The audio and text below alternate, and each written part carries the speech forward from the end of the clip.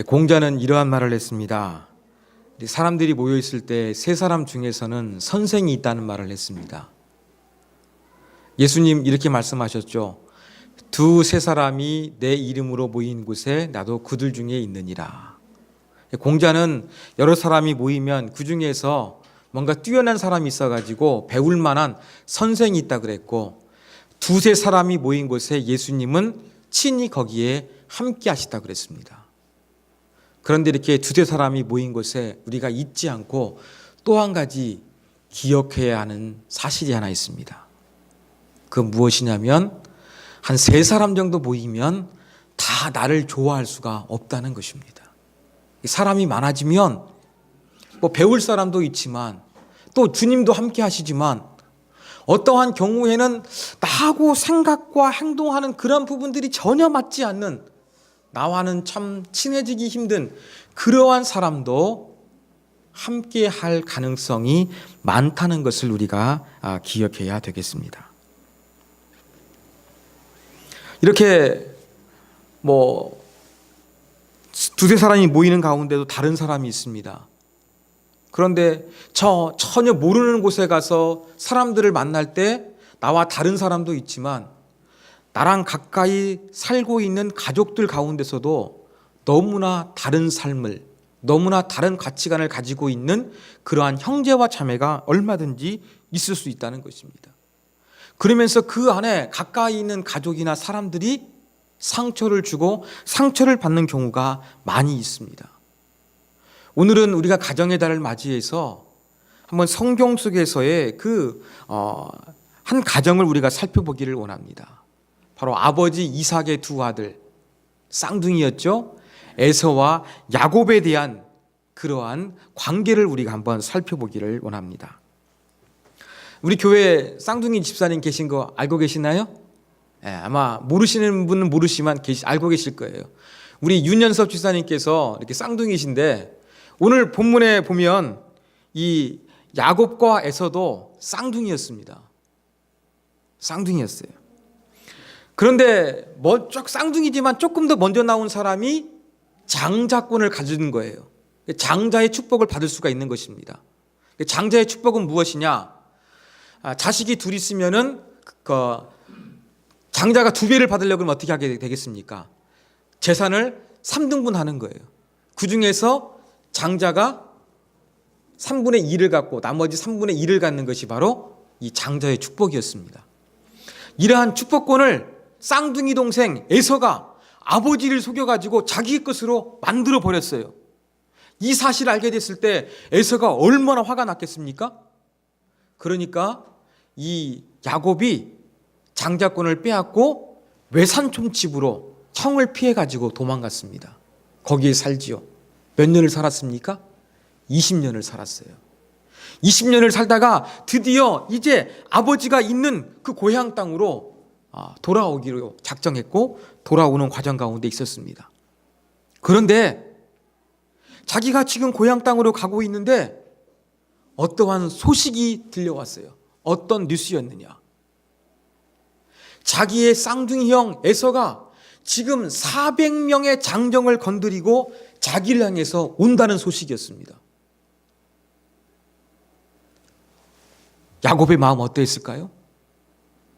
자기가 20년 전에 형의 축복을 가로채가지고 그렇게 떨어져 있다가 지금 20년 만에 고향 땅에 왔는데 형이 400명의 그 장수들을 거느리고 지금 자기에게 다가오고 있는 거예요.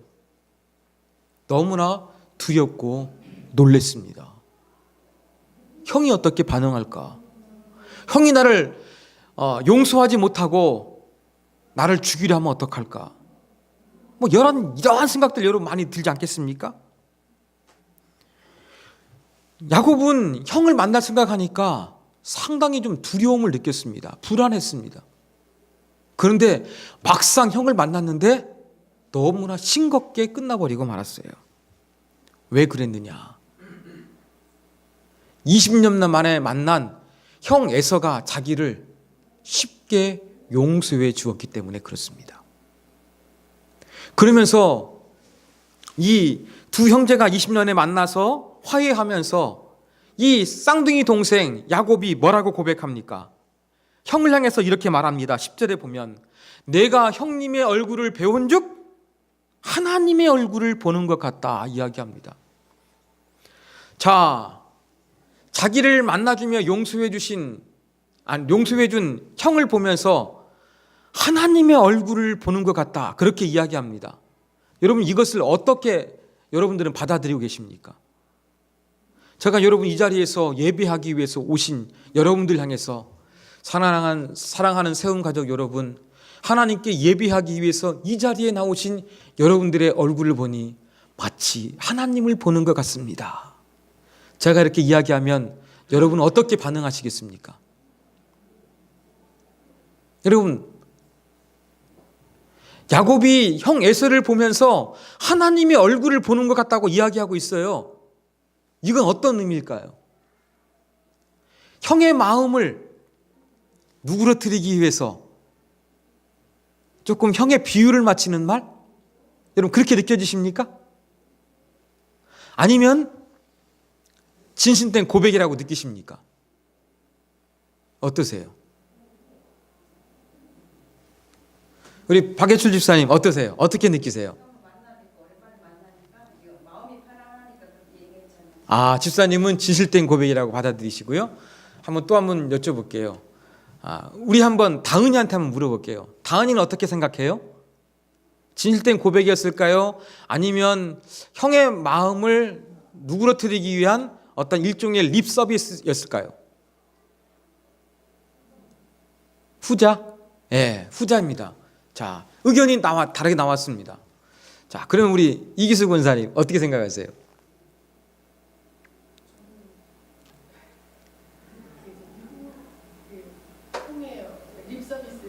쪽으로 이게 좀 다 섞였지만, 네. 섞였지만 좀 더 그 형을 기쁘게 해주는 그런 게 더 아, 예. 우리 권사님 역시 지혜롭게 이렇게 잘 대답하십니다. 자, 우리 한 번 더 여쭤볼게요. 우리 김현주 집사님 어떻게 생각하세요?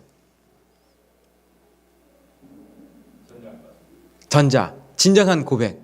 아, 예. 자, 우리가 이 부분에 대해서 한번 야곱의 말을 어떻게 받아들여야 될 것인가? 이것을 본문을 우리가 잘 추적해 가지고 한번 확인해 봤으면 좋겠습니다. 자, 분명히 에서와 야곱은 20년 만에 만났지만 용서하고 화해를 했습니다. 그러면서 여러분, 오늘 본문을 통해서 가족 안에서 이렇게 서로 맺힌 것이 있으면 어떻게 풀고 용서해야 될 것인가? 그리고 정말로 가족을, 내가 미워하는 사람을 용서한다는 것은 어떠한 요소가 있어야 되는 것인가? 이것을 우리가 본문에서 발견할 수가 있어요. 이 네 가지가 있는데 네 가지를 찾다 보면 아마 제가 질문 드렸던 부분에 대한 해답이 풀리게 될 것입니다. 자, 오늘 보니까 진정한 용서는요, 상대성을 초월하게 됩니다. 진정한 용서하게 되면은 상대방의 반응에 따라서 이렇게 할 수도 있고 저렇게 할 수 있는 것이 아니에요. 무조건 용서해 주는 거예요. 자, 형이 지금 400명을 데리고 자기를 앞에 다가오고 있습니다. 그러니까 야곱이 형을 맞이할 준비를 합니다. 3절에 보니까 어떻게 하냐면 몸을 7번 땅에 굽히며 그의 형 에서에게 가까이 가니 그렇게 이야기하고 있어요. 형한테 가는데 그냥 한꺼번에 가는 것이 아니라 동양에서는 삼보일비하는 것처럼 그렇게 7번 땅에 형한테 절을 하면서 그렇게 앞으로 나아갔다는 거예요. 이 고대 근동에서 7번 절한다는 것은 어떤 의미가 있었냐면요, 그 군주에 대해서 이 신 하나 더 종속되어 있던 사람이 최대한의 예를 갖추면서 당신을 존경합니다, 당신에게 충성합니다, 이러한 메시지를 담아가지고 7번 절하면서 그렇게 다가갔다는 기록이 있습니다. 그러면 여기에서 지금 야곱은요 20년 만에 만나는 형을 향해 가지고 마치 그 군주를 대하는 것처럼 최대한의 예를 갖춰 가지고 지금 조심스럽게 접근하고 있는 겁니다. 자, 이렇게 야곱이 지금 형한테 최대한 예를 갖추면서 나가오니까 에서가 어떻게 반응했습니까? 4절 말씀에 보면 에서가 달려와서 그를 맞이하여 안고 목을 어긋 맞추고 그와 입 맞추고 서로 우니라 그랬어요. 에서가 가만히 못 있고 동생이 아무 말도 안 했어요. 그냥 인사 7번 하면서 오고 있는데 에서가 그냥 달려가 버린 거예요.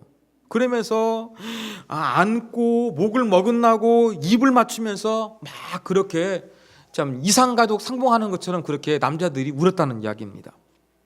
근데 재미있는 것은요, 이렇게 에서가 그 야곱을 맞이하는 것은 탕자의 비유 나와 있는 아버지의 모습과 똑같아요. 누가복음 15장 20절에 보면은 아버지가 이렇게 이야기합니다. 아버지가 그를 보고 측은히 여겨 달려가 목을 안고 입을 맞추니. 탕자의 비유를 통해 가지고 하나님의 사랑을 이해하고 있잖아요. 그렇다고 한다 그러면 지금 에서가 야곱을 맞이하는 것이 마치 하나님이 우리를 용서해 주는 것처럼 그러한 진정성 있게 용서해 주기 위해서 달려왔다고 이야기를 하고 있습니다.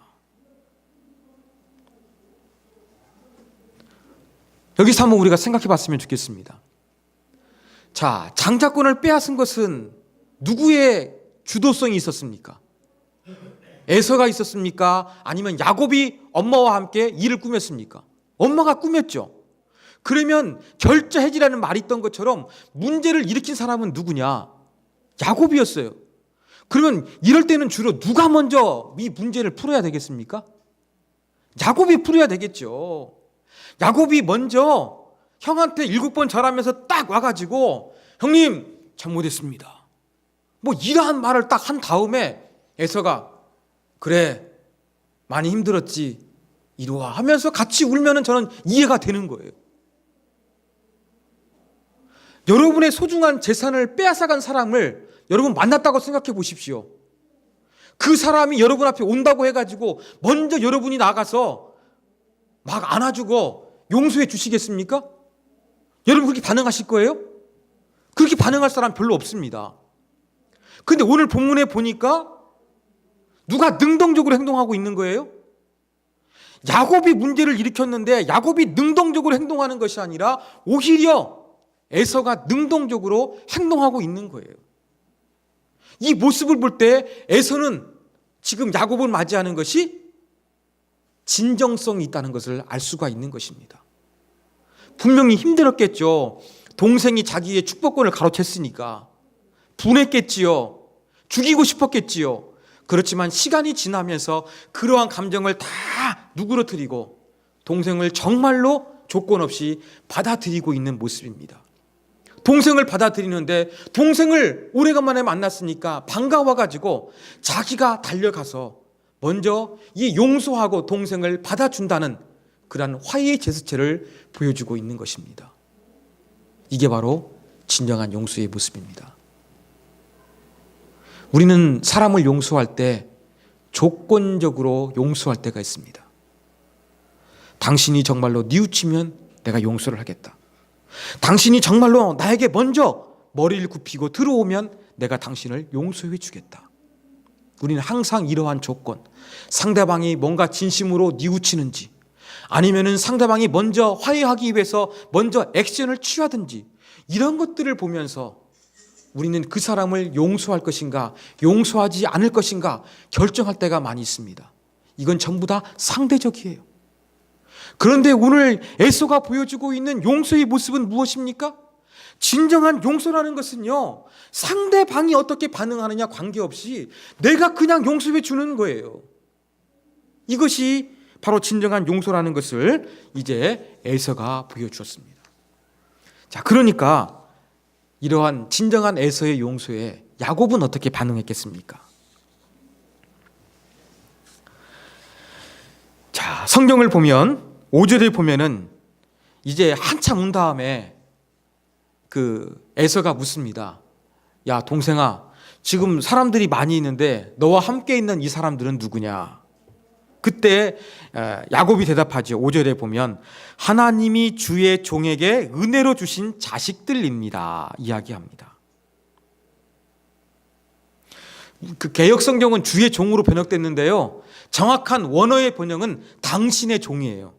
그러니까 하나님이 당신의 종 나에게 주신 자식들이라 이야기하는 것이죠. 자, 그리고 또 에서가 그 야곱을 만나기 위해서 오다 보니까 엄청난 가축대를 한번 봤습니다. 그러면서 묻는 거예요. 야, 지금 네 앞에 많은 가축대가 있었는데 그것은 도대체 뭐냐? 이걸 물었어요. 자, 그때 8절에 보니까 야곱이 어떻게 말합니까? 내 주께 은혜를 입으려 함입니다. 앞에 보낸 가축대는, 형님이 보신 가축대는 내가 형님께 선물로 드리는 것입니다. 이야기합니다. 자, 이런 표현하면서 뭐라고 합니까? 주의 종, 당신의 종, 내 주라고 하면서 똑같은 쌍둥이지만 완전히 왕과 신하의 관계처럼 그렇게 표현하고 있는 것입니다. 형 앞에서 자기 자신을 철저하게 낮추고 있는 거예요. 자, 그러면서 11절에 그 가축대 봤던 거 어떻게 말합니까? 11절에 보면 청하건대 내가 형님께 드리는 예물을 받으소서 그랬어요. 여러분 10절에도 예물이라는 단어가 등장하는데요, 원어는 다른 단어입니다. 이 11절에 사용되고 있는 예물은요, 베라카예요. 여러분 잘 아시는 축복, 복이라는 이야기입니다. 그러니까 내가 형님께 드리는 축복을 받으소서, 복을 받으시라는 거예요. 자, 20년 전에 축복권을 누가 뺏었어요? 야곱이 뺏었잖아요. 그래서 성경학자들은요, 이 부분을 이렇게 해석하기도 합니다. 내가 형님께 드리는 예물을 받으소서 하는 것은 가축대뿐만 아니라 어떠한 의미가 담겨져 있느냐, 내가 20년 전에 형님께 뺏었던 축복권을 돌려드립니다, 이러한 의미가 있거나, 아니면은 내가 형님의 장자권을 뺏어가지고 내가 받았던 축복권을 함께 나누며 선물로 드립니다, 이러한 의미가 있다는 거예요.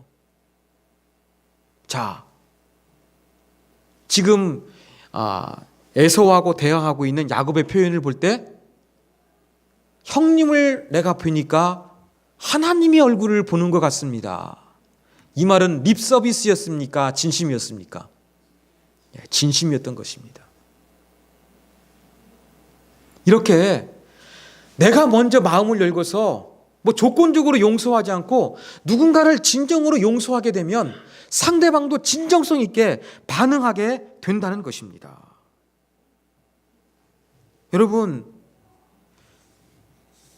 우리가 살아갈 때에 이러한 진정성 있는 용서로서 관계의 회복이 일어났으면 좋겠습니다. 특히 가족 안에서 이러한 다툼과 서운함이 있다고 한다 그러면 에서와 야곱같이 이렇게 진정성 있게 먼저 용서할 수 있는 그러한 사랑으로서 우리가 가족들을 대하기를 원합니다. 자, 두 번째 배울 수 있는 용서입니다. 무엇입니까? 여러분, 용서는요, 물질적인 보상을 초월합니다. 요즘 현대인들에게 가장 중요한 것은 돈이고요, 현대인들의 가장 문제가 되는 것도 돈이에요. 돈 때문에 인간관계가 어긋나고요, 돈 때문에 이 부모 자식 간의 관계도, 형제 간의 관계도 망가지는 경우가 너무나 비일비재합니다. 거꾸로 하면은요, 돈 때문에 친구도 많이 생긴다는 것을 알 수가 있습니다. 자, 20년 만에 형을 만나기 위해서 야곱은 어떻게 했느냐? 외삼촌 집에서 가지고 나왔던 가축 중에서요, 가축대를 먼저 보냈어요, 선물로. 형의 마음을 누그러뜨리기 위해서. 여러분, 몇 마리인지 아십니까? 550마리예요. 저 어렸을 때 보면은 저희 큰 집이 어려워가지고 소 키워가지고, 송아지 사가지고 소 키워가지고 이렇게 저희 사촌 형들 공부를 시켰습니다. 한번 계산 한번 해볼까요? 550마리? 한 마리에 10마리씩 잡으면 얼마입니까? 5천만 원이 훨씬 넘어가요. 근데 20만 원만 잡아보십시오. 1억이 넘어갑니다. 50만 원 잡으면은요, 몇 억 되는 거예요. 엄청난 분량 아닙니까? 지금 야곱이 에서의 마음을 누리키기 위해서 앞서 보낸 가축대 550마리는요, 마치 어떠한 왕한테 속국이 조공을 바치는 것처럼 그러한 엄청난 양으로서 지금 뭔가를 바치고 있는 거예요. 에서가 이렇게 엄청난 가축의 양떼 때문에 야곱을 용서했던 것일까요? 그렇지 않습니다. 어디서 할 수 있습니까? 에서가 하는 말을 보면 그렇잖아요. 야, 그 가축대 나도 필요 없어. 나도 하나님께 복을 받아가지고 내게 있는 것도 충분하다. 아니 지금 자기와 함께하고 있는 400명의 부하를 거느릴 정도로 그도 재산가였어요. 한 족장을 이뤘던 것입니다. 그러니까 550마리의 가축대가 없어도 된다는 거예요. 그것 때문에 용서한 것은 아니라는 것이죠. 정말로 에서가 찌질이 가난해가지고 야곱이 뭔가 줬을 때는 그것 때문에 용서할 수도 있겠죠. 근데 에서도 물질로 아쉬움이 없으니까 그것 때문에 용서하는 것은 아니라는 것을 우리가 알 수 있다는 것입니다. 여러분, 우리 시대의 문제는 무엇입니까? 모든 것을 경제적인 것으로 해결하려고 하는 거예요. 물질로 해결하는 거예요. 그러면서 뭔가 문제가 생겼을 때 사람들 입에서 튀어나오는 말이 무엇입니까? 얼마면 돼요? 얼마면 되겠습니까? 그런 부분 아니겠습니까? 다 이렇게 돈으로 뭔가로 해결하려고 하는 거예요. 그런데 오늘 본문에 보니까 진정한 용서는 무엇입니까? 물질을 초월하는 거예요. 돈 문제를 떠나가지고 그냥 용서해 주는 거예요. 이게 바로 진정한 용서라고 할 수가 있습니다. 야곱의 반응도 보십시오. 처음에는 형이 자기를 어떻게 할지 모르니까 불안하고 두려웠거든요. 그래서 엄청난 550마리의 가축대를 통해 가지고 형의 마음을 좀 풀려고 뇌물처럼 보낸 거였어요. 근데 형이 다 용서해 줬거든요. 쿨하게. 그러니까 형님 이거 받으십시오 주는데 이건 뭡니까? 감사헌금이에요. 감사헌금이 되고 말았던 것입니다. 여러분 진정한 용서 가운데는요 물질을 초월하는 것이 바로 들어가야 된다는 것입니다. 바로 그것을 에서와 야곱이 잘 보여주고 있습니다. 자, 세 번째 용서입니다. 그러니까 진정한 용서는요 상대방의 결정을 존중해 줍니다.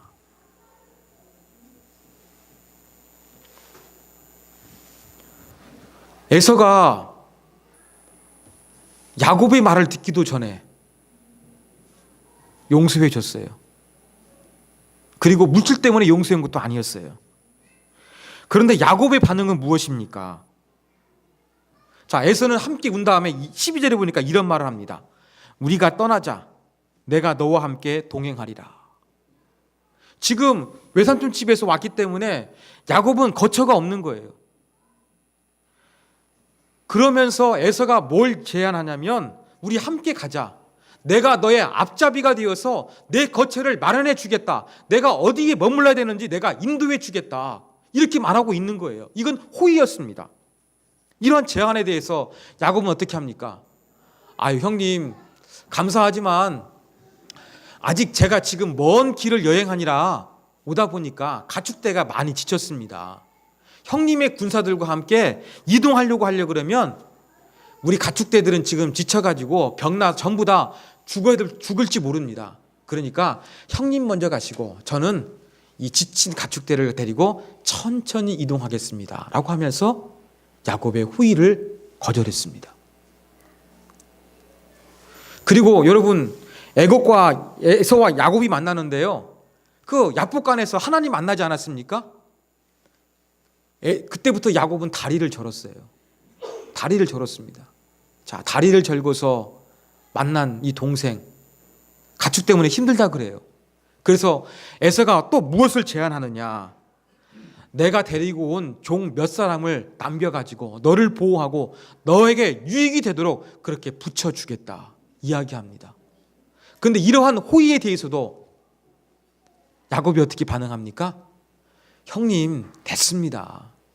저 용서해 주신 것 만족하지 그렇게까지 안 하셔도 됩니다 라고 하면서 거절을 합니다.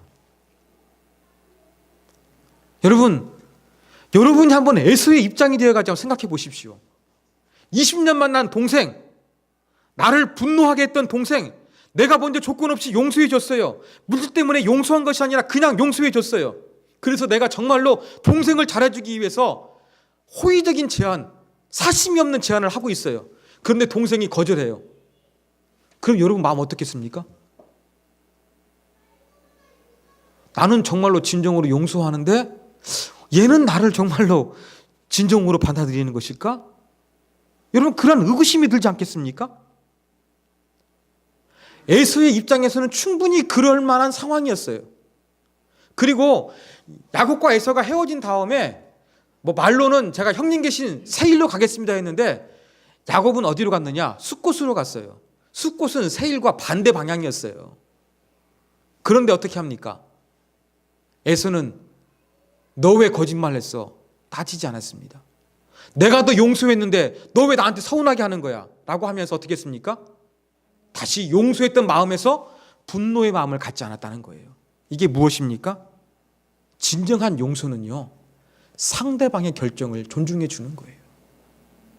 내가 조건 없이 묻을 때문이 아니라 용서해 준다는 것은요, 그냥 그 사람이 어떠한 결정을 하든지 간에 그대로 받아주는 거예요. 이게 바로 진정한 용서이지 않겠습니까? 바로 그러한 모습을 에서가 보여주고 있는 것입니다. 자, 네 번째 진정한 용서가 무엇인지 또 우리가 알 수가 있습니다. 그 무엇입니까? 자, 용서는요, 이전 상태로 돌아가는 것이 아니라는 거예요. 에서와 야곱은 분명히 화해를 했습니다. 근데 한 가지 의문이 일어나는 건 무엇이냐? 에서는 적극적으로 그렇게 동생을 받아들이고 호의를 베푸고 있는데 야곱은 피하는 거예요. 왜 야곱은 피했겠느냐 하는 것이죠. 미안하고 두려움도 있었겠지요. 자, 이걸 통해서 우리가 알 수 있는 것은 무엇이냐면요, 용서한다 그래가지고 20년 전에 아버지 어머니 밑에서 같이 살았던 그때 당시로 돌아가는 것은 아니라는 것입니다. 용서한다 그래가지고 반드시 재결합하고 같이 살아야 된다거나 용서한다고 해가지고 이전 상태로 돌아가는 것은 아니라는 거예요. 우리가 용서를 자칫 잘못해서 착각하다 보면은 용서를 옛날로 돌아가는 것으로 생각하기 쉽습니다. 물론 용서에는 그것이 포함됩니다. 그렇지만 반드시 그것이 없어도 된다는 거예요. 용서는 뭐예요? 과거에 잘못된 기억과 어떤 추억으로부터 나한테 쓴뿌리를 남겨주거든요. 아픔을 남겨주거든요. 고통을 남겨주거든요. 이런 모든 것들을 후를 털어버린다는 그런 의미이지 옛날로 돌아가는 것을 의미하는 것은 아니라는 것입니다. 그래서 우리가 진정한 용서로서 뭔가 화해할 때 조금 옛날로 돌아가는 거, 옛날 꿈꾸면서 그 당시를 꿈꾸면 안 될 것 같습니다. 그럼 용서가 안 되는 거예요. 어떻게 되겠습니까? 그냥 그때와 지금 현실을 이해하고서 감정적인 응어리가 없게 모든 것들을 끝내고 편안하게 서로를 존중해 주는 것, 이것이 바로 진정한 용서라는 것을 우리가 여기를 통해서 알 수가 있습니다. 사랑하는 여러분, 가정의 달을 맞이해서 우리 가정 가운데 이러한 좀 용서가 일어났으면 좋겠습니다. 가족 다 사랑한 것 같은데 그렇지 않습니다. 자식은 부모에 대해서 서운함이 있고요, 부모는 자식에 대해 서운함이 있고요, 형제 간에도 뭔가 서운함이 있고 응어리짐이 있습니다. 아까 말씀드린 것처럼 어떤 재산의 문제랄지 편애의 문제랄지 여러 가지 문제를 통해서 상처받은 것들이 분명히 있을 거예요. 완벽한 가정은 없습니다. 여기에서 우리가 어떻게 되겠습니까? 용서해야 될 것입니다. 용서하지 않으면 자기만 손해입니다. 그러한 예를 제가 하나 그렇게 여러분에게 들려드리겠습니다. 자, 용서하지 못한 어느 여자분의 고백입니다. 나는 내 남편이 다른 여자를 사랑하고 있다는 것을 알았습니다. 그는 내게 다시는 그런 일이 없을 것이라고 맹세하며 용서해 달라고 애걸 했지만 나는 그럴 수 없었습니다. 아니, 나는 그렇게 하고 싶지 않았습니다. 나는 너무나 비참했고 자존심이 상했기 때문에 복수 외에는 다른 아무것도 생각할 수가 없었습니다. 나는 그로 하여금 엄청난 대가를 치르도록 할 작정이었습니다. 나는 그의 살이라도 한 점 떼어놓고 싶을 정도로 분노감이 강했습니다. 제 아이들은 제발 그렇게 하지 말라고 간청했지만 나는 이혼 소송을 냈습니다. 이혼을 한 후에도 남편은 2년 동안이나 나와 화해하려고 애썼습니다. 그러나 나는 그와 어떠한 왕래도 하고 싶지 않았습니다. 그래서 그의 모든 제안을 거절했습니다. 처음에는 그가 나에게 상처를 주었지만 이제는 그가 상처를 입게 된 것입니다. 나는 오직 그가 톡톡한 대가를 치르게 되기만 바랐습니다. 마침내 그는 모든 것을 단념하고 어린 두 딸을 가진 젊고 아름다운 과부와 재혼했습니다. 그는 내가 없는 상태에서 자신의 인생을 새롭게 시작한 것입니다. 나는 우연히 그들을 보게 되었는데 그들은 무척 행복해 보였습니다. 그들은 모든 것을 가지고 있었습니다. 그런데 나는 자존심과 어리석은 고집 때문에 스스로의 인생을 망쳐버린 외롭고 비참한 늙은 여자가 되어 있는 것입니다. 이게 바로 용서하지 못한 결과에 자기의 고통스러운 현실을 고백하고 있는 글이었습니다. 사랑하는 여러분, 용서하는 것이 우리에게도 유익이라는 것을 기억하기를 바랍니다. 사랑하는 여러분, 우리는 하나님을 믿습니다. 그리고 내가 믿는 하나님을 하나님 알지 못하는 사람이 경험하기를 원합니다. 여러분 그렇죠? 그러기 위해서 여러분들 간절히 기도하실 것입니다. 그리고 천지를 만드시고 모든 것들을 주장하시는 하나님의 능력이, 하나님의 살아계심이 내가 전도하고자 하는 사람에게 경험되기를 바라실 것입니다. 이게 우리의 마음입니다. 그런데 우리가 전도하고자 하는 사람을, 그 사람은 어떻게 하나님을 만나게 되겠습니까? 우리가 기도한 것처럼 뭔가 위대한 역사를 행하시고 기적을 베푸시는 하나님을 통해서 그들이 신앙을 갖게 되는 것이 아니라 내가 가족들을 용서하고 내게 상처 준 그러한 사람들을 우리가 용서하게 될 때에 그 안에서 야곱이 말했던 것처럼 내가 당신을 보니 하나님을 보는 것 같습니다. 이런 말을 통해서 그들은 하나님을 만날 수가 있다는 것입니다. 사랑하는 여러분, 하나님의 특징이 무엇입니까? 용서하는 거 아니시겠습니까? 우리를 늘 받아주는 거 아니겠습니까?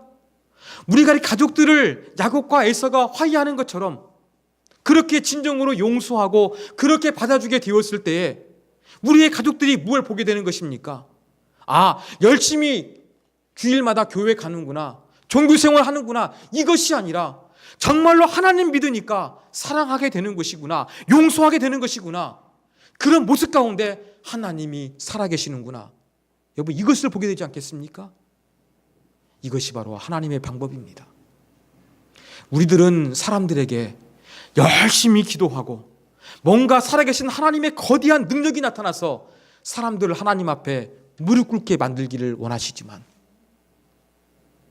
하나님의 성품, 하나님이 어떠한 분인지 우리가 에서와 야곱이 서로를 용서하는 것처럼 우리의 가족들을 용서할 때, 내가 껄끄러운 사람들을 용서할 때 이러한 모습 속에 정말로 자기가 섬기는 사랑의 하나님의 모습이 있구나, 이걸 통해서 하나님의 얼굴을 보게 된다는 것입니다.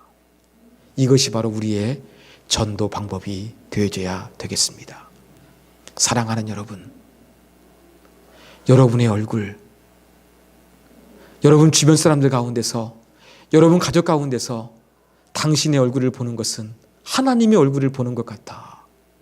빈정거림이 아니라 진정한 고백이 되기를 원합니다. 그러기 위해서 진정한 용서, 진정한 화해, 진정한 사랑이 있어야 되겠습니다. 가족의 달입니다. 여러분이 용서해야 될 가족이 있지 않습니까? 여러분의 부모님, 여러분의 자녀, 형제와 자매, 혹시 여러분 껄끄러운 마음이 있습니까? 야곱과 에서처럼 화해하고 그 가운데 하나님의 얼굴이 나타나기를 원합니다. 우리가 바라야 되지 않겠습니까? 혹시 가족 가운데 나는 가족들하고 잘 지낸다고 생각하신다는 분들은 여러분 주위 가운데 그 껄끄러운 사람을 향해서 진정한 용서의 손길을 내민으로 말미암아 정말로 하나님 믿는 사람이라 다르구나, 이러한 모습을 심겨줄 수 있는 저와 여러분이 되기를 주님의 이름으로 부탁드립니다. 같이 한번 우리 말씀 붙들고 기도하도록 하겠습니다. 이 시간에는 우리가 조용히 말씀 앞에서 한번 기도하기를 원합니다. 하나님, 내가 사람들을 용서하고 받아주고 포용하기 때문에 이러한 내 모습 속에서 하나님의 얼굴을 보는 것처럼 느끼는 아름다운 고백들이 나타나게 하여 주시옵소서. 내 안의 분노와 내 안에 어떤 편치 못한 감정이 다 눈녹이 녹게 되는 그러한 하나님의 사랑을 내가 갖게 하여 주옵소서. 그러한 사랑을 흘려보내게 하여 주옵소서. 같이 한번 말씀 붙들고 기도하도록 하겠습니다.